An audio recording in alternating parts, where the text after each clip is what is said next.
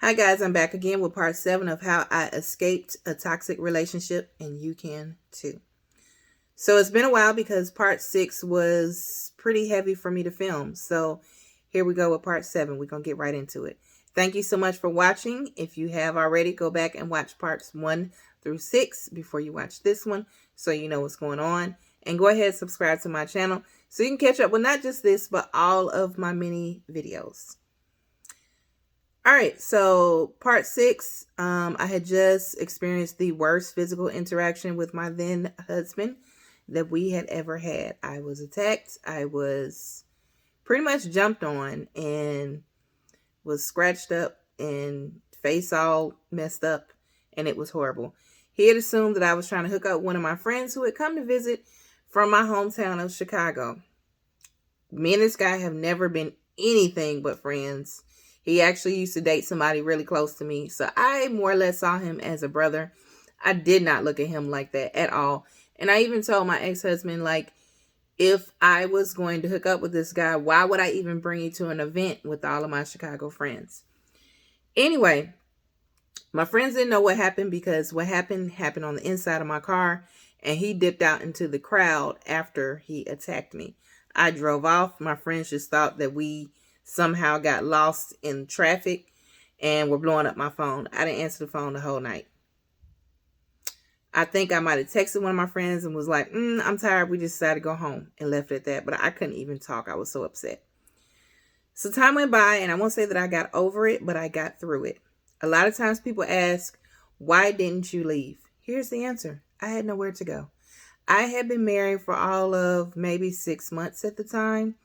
I was with somebody that my family did not approve of. My friends did not really care for. And I was in it because now we are married. And we are renting this house that I did not want to move into because he wanted to rent a house. And so we're pretty much set up. I cannot go to my family and tell them what's going on. One, I was afraid that one of my family members was going to handle him. If you know, you know. And I didn't want the guilt of what they might do if they found out what happened or what was going on my hands. So I really had no options. All I did was basically keep my head down, keep working, and taking care of my then 8-year-old son. All this time, y'all, we are still part of this church ministry. Okay. He even gets into the music ministry, and they do some touring here and there within the church. They perform in different venues, so on and so forth. So I'm thinking, okay, if you're doing that, maybe things will start to get better. Well, he ended up on probation from all of the previous DUIs. He ended up, I forgot what he got in trouble for, but this final charge had to do, I think it was being intoxicated in public, and they gave him probation. So he had to attend these different classes several times a week, and he had to pay a fine, I think once a month or whatever. So he was on strict probation. So this kind of was my saving grace because he was on probation. So he knew that if you do something to me, I will call the cops, because I let him know under no uncertainty. After that situation, I'm not playing with you, because I was already 1 foot out the door and trying to figure out how to get out. So I let him know, if I feel threatened, if I feel uncomfortable in my own home or anywhere else when I am around you, I will call the cops. So because he had this probation hanging over his head, it pretty much made him leave me alone. Now, the psychological, the emotional, that stuff was still going on, but the physical had stopped. So at the time, my oldest son was 8, and we continued going to this church. Like I said, they are performing, going to different venues, different churches, and that kept him pretty busy for the most part, but not busy enough for him to do what he was supposed to do as a husband. He ended up getting a job at another little barbershop and cutting hair on the side. And in between him being with the music ministry and cutting hair, he was still in the streets. And it started to get really, really bad. So we end up having a really rough patch where we were in the same house and not even speaking. And finally, one day he comes to me. He says, look, I want to be able to sleep in the bed next to you. I want to be able to be a husband to you. We actually took some time and really talked. This is one of the first times in my life that we really talked, and I really believe that he was sincere. Little did I know he was buttering me up for the fall. Time goes on. I keep working. I am the main breadwinner in the house. I kind of gave things a pass because of his illnesses that he had and the record that he had. He couldn't really hold down a good job. He also did not have a strong educational background. So he was looking into maybe going ahead and getting his barber license. Time passes on and we're in 2016. We got married 2015, March 13th, 2015, Friday the 13th. As of, I'll say, maybe May of 2016, we have gone on our first anniversary trip. We went back to Savannah. I know. This trip was not as tumultuous. We did argue a little bit, but there wasn't any craziness really going on, just normal married stuff. We ended up having a decent time. Apparently, somehow, some way, on that trip, and all this good old reconciling, your girl got pregnant. So now I find out that I am pregnant, and I want to tell him, but here's the thing. Once again, he has gotten out into the streets, and he has gotten detained for being intoxicated in public. Like I said, y'all, there was nothing I could really do. I couldn't kick this man out. I couldn't just up and leave because I didn't have the funds to do so. And I couldn't go home to my family because I'm a grown woman, and it was kind of like, you made your bed, lie in it type of deal. And like I said, my family and friends did not know the half of what was going on. I know had they known the full extent of what was going on, they would have never allowed me to stay in this situation. They would have came and got me. But like I said, I was scared to tell them. So I get home from work and he doesn't come home. I'm calling his phone. He's not answering. So I'm like, oh, you back on your bull crap, not coming home, running the street, whatever. Next call I get is, hello, you're receiving a call from Atlanta City, blah, blah, blah. He is, like I said, detained for being intoxicated in public. He's like, man, I ain't do nothing, this and the other, blah, blah, blah, blah, blah. And I was like, I don't want to hear all that. I'm pregnant. Click. Hang up on you. Literally, that was the conversation. That's how I told him, because I was so pissed off that, like, you will not get your stuff together, and now I'm pregnant. I know it takes two to tango, but I really thought that I couldn't get pregnant again. After having my fibroid surgery in 2014, I was told there was a 50-50 chance that I'd get pregnant. Well, it's now 2016, and we have been acting like married people even before we were married, doing what married people do, and I hadn't gotten pregnant. And so I just got it in my head that it was impossible. Nothing's impossible with God, okay? Because God was like, oh, you thought you couldn't? Let me show you something. So here I am thinking I'm about to have, brunch with the girls and mimosas on Sundays. But no, we finna be laid up eating with swollen ankles all summer. So the summer goes on. He ends up getting out the next day. They let him out on his own recognizance. Basically put him in the drunk tank. He comes home. He's very apologetic. He starts cleaning the house, trying to organize this and the other.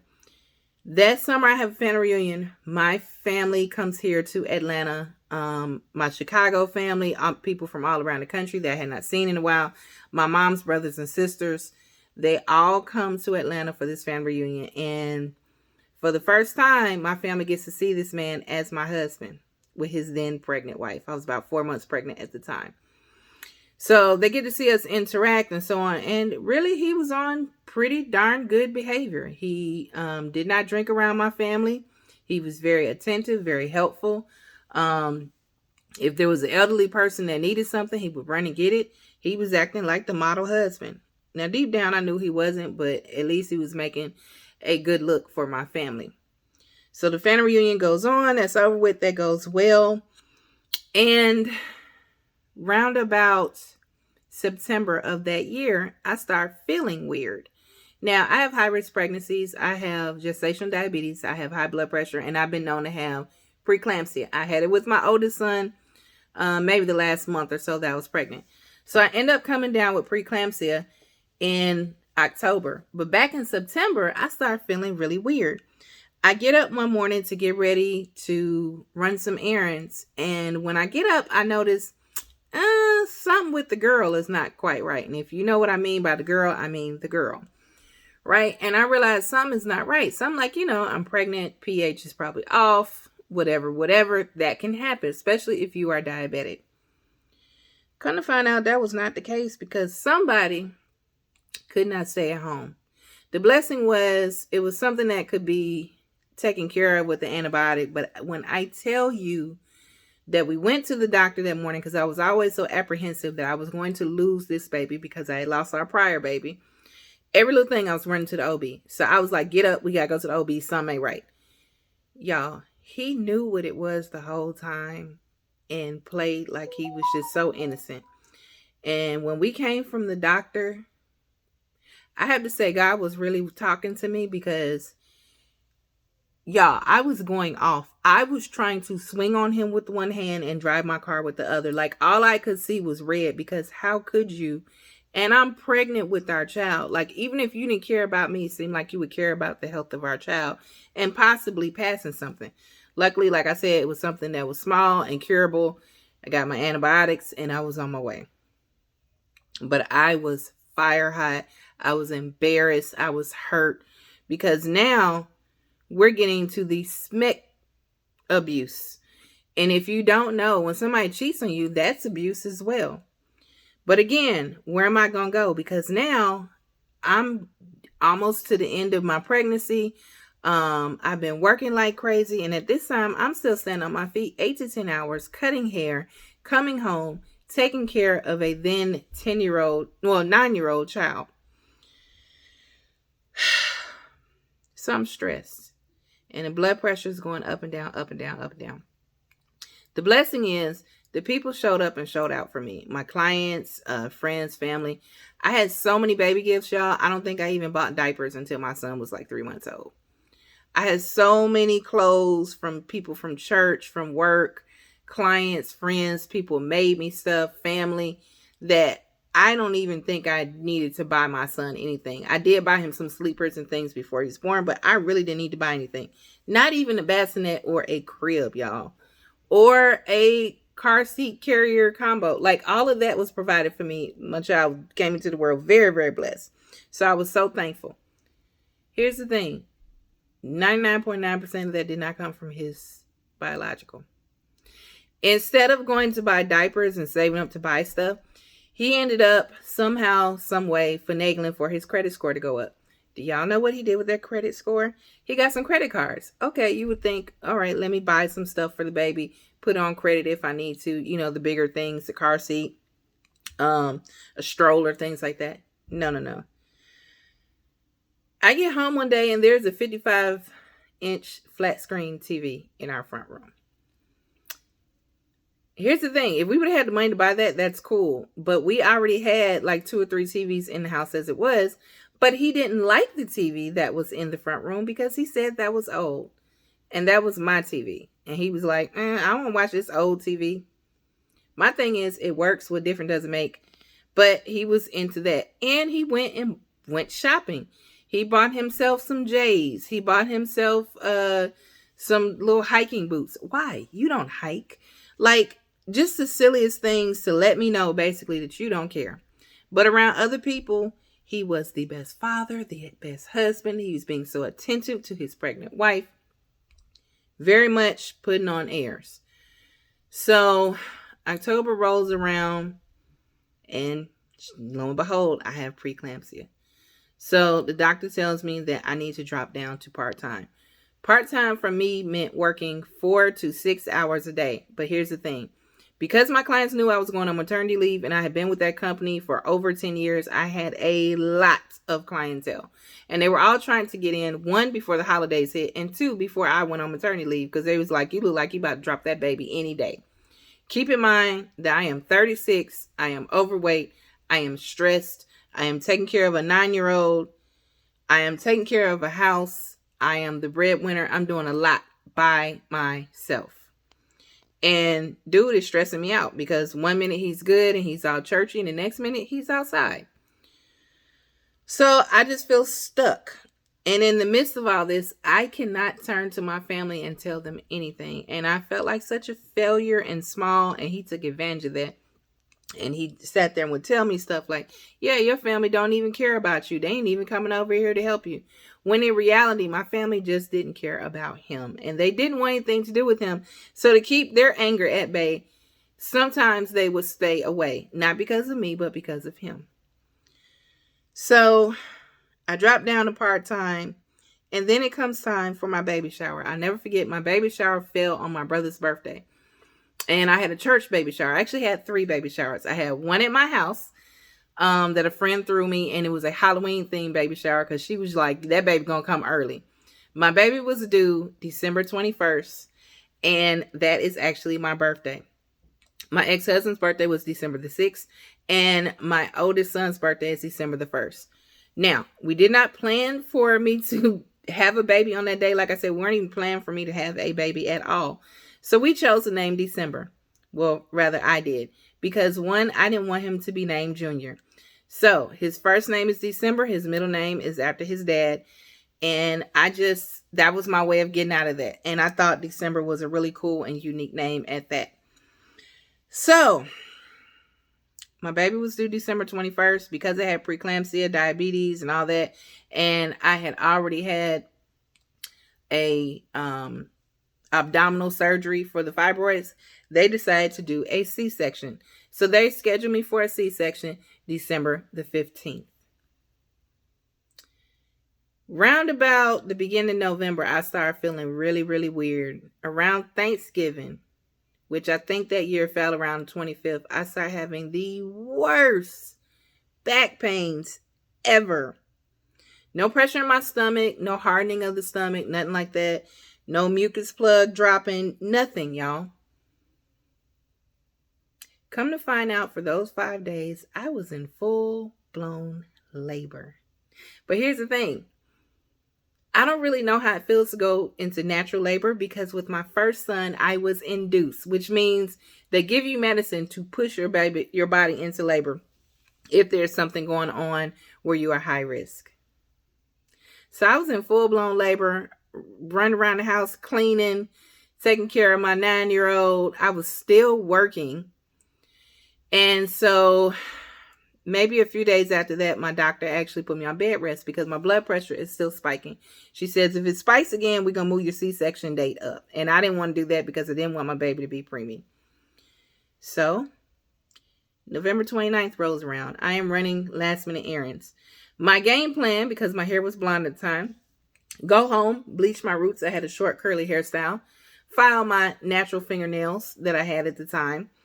Arch my eyebrows and just fix myself up because this time around when I have a baby and they take pictures, I'm going to be cute. Y'all know I'm a hairstylist, so that's what I was thinking. Well, I'm running errands, and as I met up with my dad to get something from my dad, and then I remember I went to the bank. When I saw my dad said, "You all right?" And I was like, "Yeah." He said, "Your face looks pale." And I said, "I'm good, just very, very pregnant." He's like, "Yeah, I see that." So he's like, "All right, maybe you should go rest or something instead of running around." I said, "Well, I got stuff to do." And I remember that I had to drop off some paperwork somewhere, and I had to go to the bank. While I'm in the bank, it is crowded in there. It's a Tuesday. It's crowded. But the line starts to part like the Red Sea. People start getting out of my way, y'all. This dude in front of me says, "You all right?" He said, "I ain't trying to be funny or nothing, and I don't know everything about babies, but I got 3 kids. And you got the same look my wife has before she went into labor." So I said, "No, I'm okay." They even offered to call 911 for me. I'm not in pain. I'm still having a little back pain, but nothing in my stomach. Nothing is tightening. Nothing is hardening. Nothing is going on with my abdomen whatsoever. I'm just having this little twinge of back pain, which I assume was because, hey, I'm 36. I'm overweight. I'm older. I've been on my feet most of this pregnancy, and this baby is wearing me out. Never once did I think that I was in labor, but I was. So something tells me, go home and get your husband. And I said, you know what? Let's just go to the OB and check things out and see if everything's going to be okay and, whatever. Because at this point, the doctor's just checking you. If you don't know what checking means, basically, your doctor is checking to see if your cervix has opened up, if you are dilated, so to speak, which means your body is preparing for childbirth. So because I was having a scheduled C-section, they didn't want that to happen. So I went to the doctor and I said, hey, I called the doctor and I said, hey, I just feel weird. They said, okay, well, your doctor that you've been seeing is not on call. You're just going to see whoever's in the practice today. I said, okay, cool. So I go to the office. It is crazy crowded for a Tuesday. It is stupid crowded. I never forget, it was about 70 degrees that day. I had on a t-shirt and jeans and I was sweating as if I had been run down the street.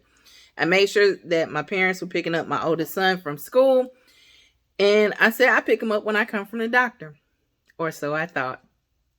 Go into the OBGYN's office. You go into the room.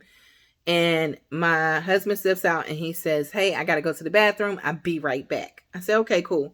So I'm sitting there with the little paper over my lap, my shirt on, but, everything from the waist down, got to go because they got to check everything out. And I got the little paper on my lap. And I'm just swinging my legs, like thinking about, I got to do my nails. I got to color my hair. I got to arch my eyebrows. Okay. All of a sudden, y'all, it was like somebody pulling the plug out of a tub. That's the best way I can describe it. When a tub is full of water and somebody pulls a little thing and it goes, that's literally what happened. And these gallon-sized gushes of water come out of me. And I go, oh, and it hits me. That's my water breaking. So I scream my husband's name and I'm like, help. He busts in the door and he looks at the floor. I mean, there is liquid all over the floor. It wasn't anything disgusting. Well, I guess it is disgusting, but it was clear. And there's clear liquid all over the floor. It looks like I have just tinkled all over the floor. Some serious. So he looks at the floor and he says, did you just tinkle on yourself? And I said, no, your kid did. Go get the doctor. And for a second, it doesn't register. And I said, homie, I'm in labor. Go get the doctor. So he says, oh my God. He literally, I'll never forget, he grabbed this little slim African-American female doctor that had long, dark hair. He literally grabs her and he's like, help, I think my wife's in labor. And she just peeks her head in the door and she says, yeah, you grossly ruptured. I guess you're going to the hospital today. And in that moment, y'all, I didn't freak out. I didn't cry. I was just focused on, all right, it's happening. This is what we got to do. So that was part 7 of how I escaped the toxic relationship. I hope that y'all will tune in for part 8. I'm probably going to finish this up in 10 parts. But yeah, I would love it if you guys would subscribe to my channel. Please go ahead, like this video, comment if you have been through and survived a toxic relationship, or if you are going through. My prayers are definitely with you. Please know that you do not deserve it. Nobody deserves to be treated badly. You are enough. You are worth pushing through and getting into a better situation. No matter what that person is telling you, it's going to tell you. That person is going to tell you that your family don't love you. Your friends don't care about you. Well, that's because they've isolated you from those people. They did that on purpose so they could get you alone and treat you bad because they knew they couldn't do that around the people that love you. So keep that in mind. Know that you are enough and you deserve the best. Once you believe that, baby, you will never let someone treat you less than that. Peace and blessings. Subscribe to my channel and come back for the next story time. Bye, y'all.